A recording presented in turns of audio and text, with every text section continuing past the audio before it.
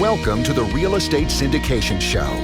Whether you are a seasoned investor or building a new real estate business, this is the show for you. Whitney Sewell talks to top experts in the business. Our goal is to help you master real estate syndication. And now your host, Whitney Sewell. This is your daily real estate syndication show. I'm your host, Whitney Sewell. Today, our guest is Charles Carillo. Thanks for being on the show, Charles. Thanks for having me, Whitney. Charles is a managing partner of Harborside Partners, a Florida-based real estate syndication firm with over 250 doors. Charles also hosts the Global Investors Podcast, where he interviews professionals about investing in U.S. real estate. Charles, thank you so much for being on the show. Welcome. And, Charles and I have known each other, I don't know, for a year or two now, and been on each other's podcasts and seen, met at maybe some events. I can't remember now which events and stuff, but it's been neat to see your progress and looking forward to hearing more about your success and where you've come over the last few years. But give the listeners a little more about, maybe your background in real estate, and let's dive into some things you've learned and help them as well. So I started investing in real estate in 2006 and multifamily in 2009. I purchased my first commercial property, which was a small mixed use. I still own those properties, and I self-managed them for 6 years. I moved to Florida in 2012, so I was forced to put them in professional management, which was really the greatest thing that happened, because I was very active with the properties, and it allows me to kind of stand back and let the properties operate and really get the passive portion of real estate to work for me, which a lot of smaller mom and pop landlords don't ever get. And then now down in Florida, we're working on doing syndications and small joint ventures. Nice. So you purchased those properties, commercial property, and you self-managed for 6 years. And that's interesting, a transition you talk about there, because I feel like a lot of people kind of get stuck in that mode, right? I'm going to do it myself. I'll do it better. I can't trust anyone else to do these things, or I just don't want the expense either. Yeah. Right. I can save that money if I do it all myself. Can you just speak there while we're on that? Can you just speak to just that mindset shift a little bit and how that maybe changed your mindset after being forced to hire somebody, how you think differently now about that? I think it was something, when I look back on it, I was crazy at everything I was doing. And it's really, it was down to, I remember, like, when I was self-managing at the beginning, I was doing everything, mowing lawns, like snow removal. It was, in the Northeast, so that's a normal thing all through the winter. And it was, I was unclogging toilets. I was getting calls. I was showing up Christmas Eve. I remember one time I showed up on Christmas Eve to unclog a toilet. So it was something, those type of things. And then you start thinking and you start realizing that the lawn mowing, easiest thing. It doesn't matter. It can be mowed on Monday or Wednesday. No one's going to trip and fall in the grass. Like, that's easily can go get outsourced, right? And then it was small things with making relationships with different handymen, and even self-managing, but just having the access to the people where I'm just passing calls much more. I know a lot of landlords that do that now. They'll never go out to the properties, but they'll take the calls, and they haven't outsourced that portion. So it's definitely a learning experience, and I wouldn't trade it, because now when I'm dealing with a property manager, I know exactly what's happening and what's going on, because I've been right where they are and right where maybe that handyman is, or one of their workers that's at the property, or collecting rent, and how you have to, with C-class real estate, it's not always what it says in the lease, and you have to work with tenants and stuff like that, especially where we are now. But in time, but it's something that it's priceless when you look back on it. But then I could have done it a lot better, which I guess everybody would say about their experience in anything. Sure. There's a process, right, to learning all these things. Some of us, it doesn't come as easy as others, but or we have to learn the hard way. I know I've had to do that on numerous occasions. But on that note, let's dive in there a little bit. From your beginning of your real estate career to now, and 2009, you bought that first property, and now you're doing a lot bigger things and growing your business. And maybe we could talk about some of the things you would have done differently now that you have been in it numerous years and experienced some success and know a lot more now than you did 10 years ago. Yeah, I would have, when I started out, it wasn't my 100% idea of doing it. I grew up in real estate. My dad was a multifamily investor, and he was really pushing me after I got out of college, buy a multifamily place, buy it. And this was before house hacking was really a thing. And that's exactly what we did. But that's was my first investment. And so I didn't really know what I was doing. It worked out pretty good for buying in '06, and bought again in '08, and that was better, and bought again at the end of '09, which was a home run. And that's another thing too about, I think, like timing the market's not really a thing you can do in real estate. I think you have to consistently be reviewing the markets that you're interested in.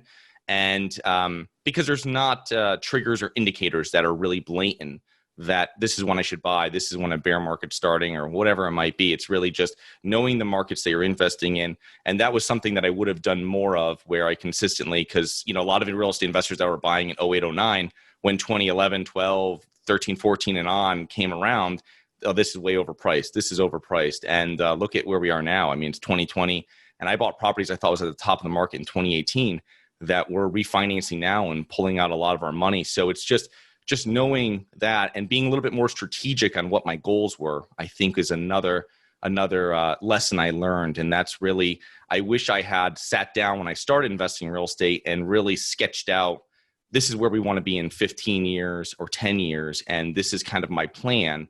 And then get that to an actionable weekly and daily task that could get me there. Nice. So help us walk through that a little bit, or have you done that now? If we think out 10 to 15 years, like this is where we want to be, I think it's a great exercise, and I think it'll probably look a lot different once you get there, but without a plan, I mean, where are you going to go? I mean, and you don't have anything to bounce it on or to see, if you're even making any progress. So how did you do that now? If you think out 10 or 15 years and really reverse engineering, right? And thinking, Right. Okay, down to a daily basis, what do we have to accomplish? What are some steps you did to make that happen? I think if you were on a deal sourcing side of the syndication, you're going to be saying, how many brokers do I talk to today? How many brokers do I follow up with today? How many deals am I underwriting today? And really check that box off every day, and saying that I've moved forward, and doing those little steps throughout the process are going to get you closer to your end goal. If you're on the money raising side, maybe it's having so many investor calls per day. Maybe it's reaching out to people in your network per day, and not like 150, but maybe I reach out to 2 people a day, right?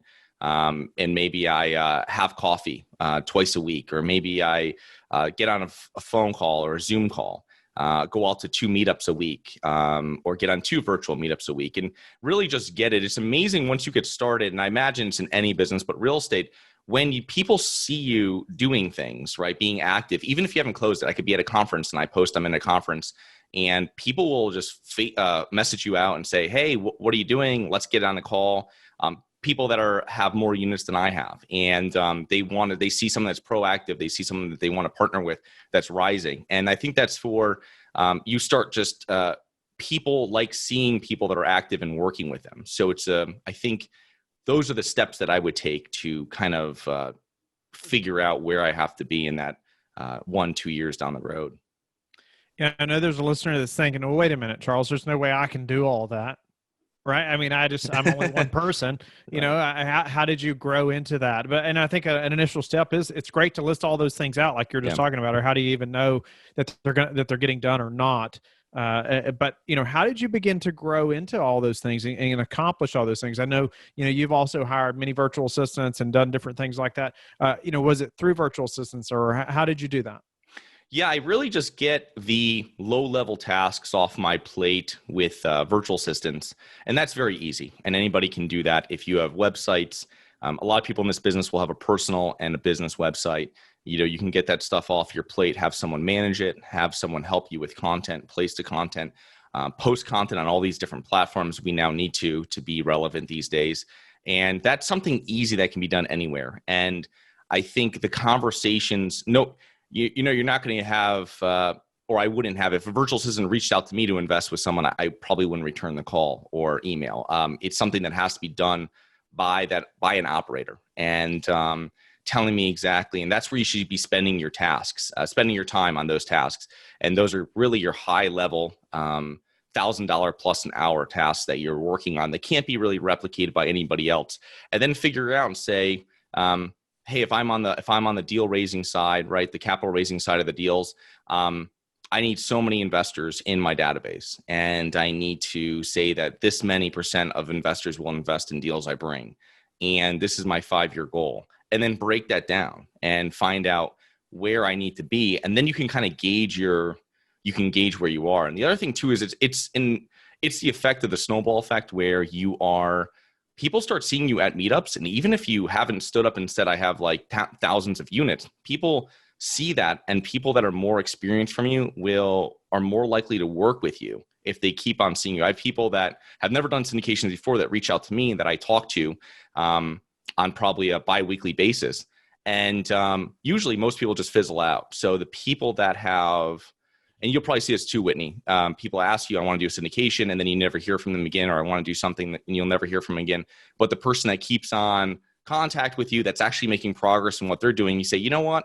I do have a deal that might work for you, or I do have a task that I could use help with, and that would be great. So nice. And I like how you separated those, call them the low level tasks versus the $1,000 an hour tasks. I think it's important that you do separate those, right? You know what they are. And like you mentioned in the beginning, you listed out those tasks, or figure out when you're reverse engineering those goals. It kind of starts there, and you're building into, okay, now what's important for me to do and still get these other things done. They have to get done, but it's like mowing the yard, like you're talking about. I don't have to be the one cutting the grass, right? Yeah. But it does have to get done. And so, no, that's awesome. Do you have a way that you track those tasks, or that you have some kind of workflow or task management, or any kind of, I've heard of people using like smart sheets, or, different things like that to track these processes and procedures? Yeah. So software I use Slack with my team, and I have virtual assistants on that as well. I personally use Trello, and Trello is great for keeping my tasks organized. I do a lot of time blocking with Google Calendar, which is great because I can block time that I need for all my activities, especially my high-level ones I do as early in the morning as possible. And when I'm passing tasks off, we use Asana, or we'll use Trello for doing that, depending on how difficult they are. But really, people, I think, get really frustrated when they hire a virtual assistant and it doesn't work out, or they're not trained and they don't want to put the time in. And I was reading somewhere before that for every hour you want to outsource, you've got to really spend 30 hours to outsource that task correctly. And that might be a little exaggeration, but it's like the 10X, right? If that's what you're focusing on, then you spend an hour on the task for a few weeks, and you get it, you make sure the person does it flawlessly. And now you can really move on to your higher ticket, right? Tasks that you handle yourself, that can't be replicated by many people and no one else in your organization. Kind of like, teaching a man to fish or giving him a fish, right? You're teaching them how to do that task, so you don't have to hold their hand later.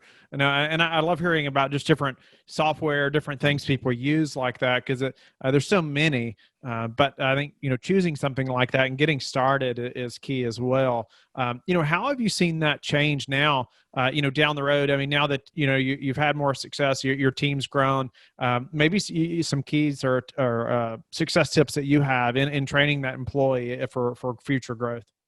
Whenever I'm working with anybody, if they're in a different time zone, it's, you'll find some of your tasks are done by people on the opposite side of the world. So when you're doing that, I really spell it out in the sense of maybe doing like a desktop video. I'll do, if they're editing something for images or something like this, or a website, I do everything, really spell it out in Paint, send it over to them, and have them finish it, give them an idea. And really, a lot of people are very visual, and that's something that you can work with, and you just have to know who you're working with. But don't get frustrated. Start when you're hiring your virtual assistant, your first one. Let them know it's going to start with just a couple hours and a couple tasks a week, and then you're not overwhelmed. And then start listing out what you're doing every day.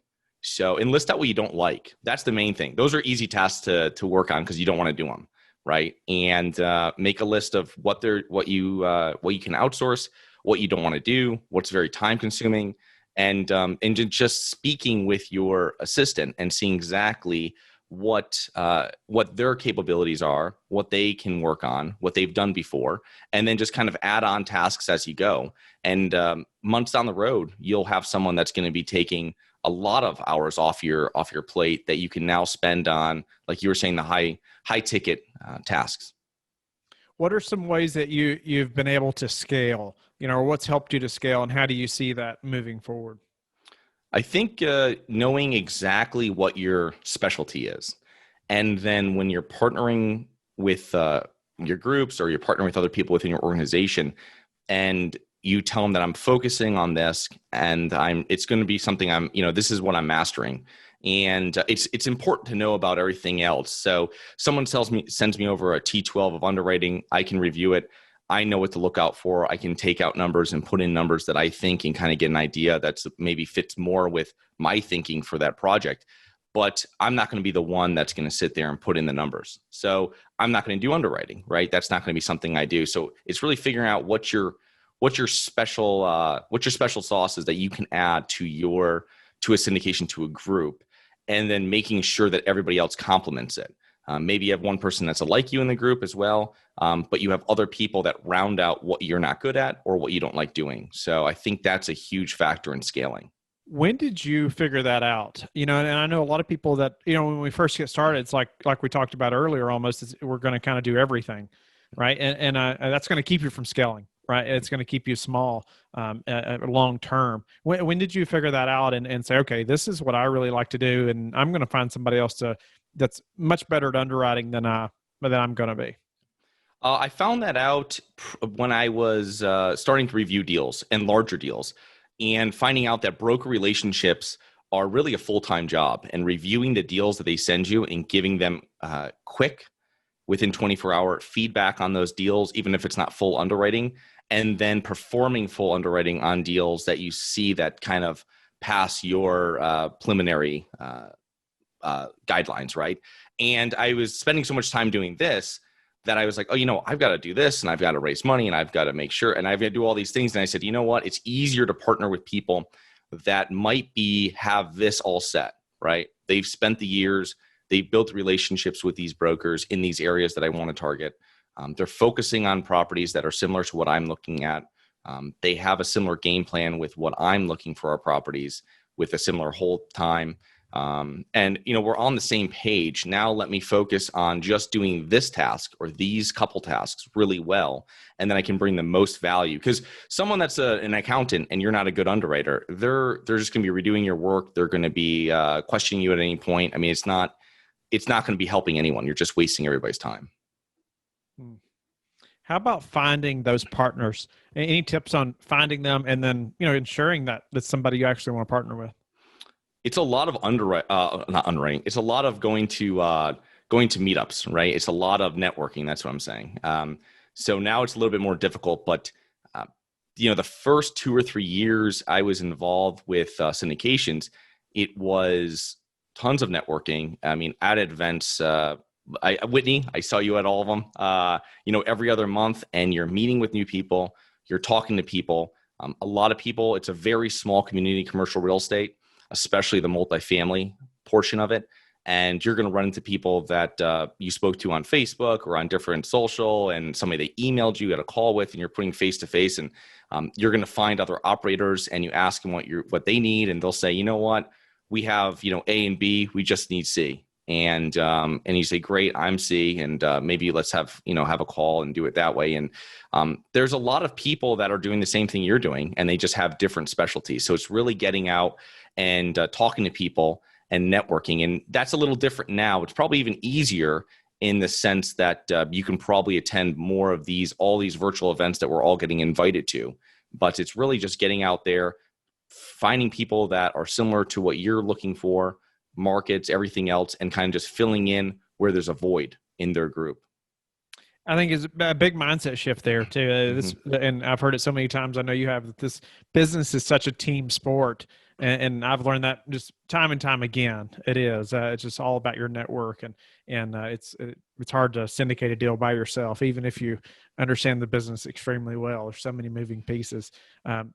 Charles, what's been the hardest part of this syndication journey for you or process? I think the hardest part is getting started for sure. And it's really figuring out, finding the partners and finding partners that are a little bit more experienced than you and kind of providing them value.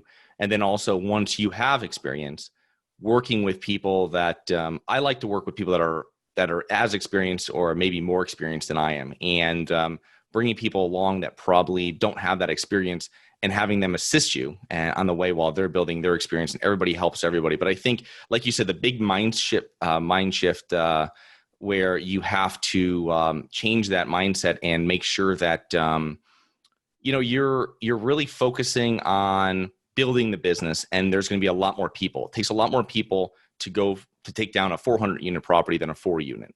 And you're just going to be taking down those small properties if you don't want to partner with anyone. So it's a big, it takes a lot. It's not going to be something you do right away. It's something that you'll hear over and over and over again. And then you go, you know what? I've got to do that. So For sure. How do you prepare for a downturn, and how were you prepared for this downturn? I would say that when we went through, 08, and we just kept the units rented. We weren't doing aggressive value adds.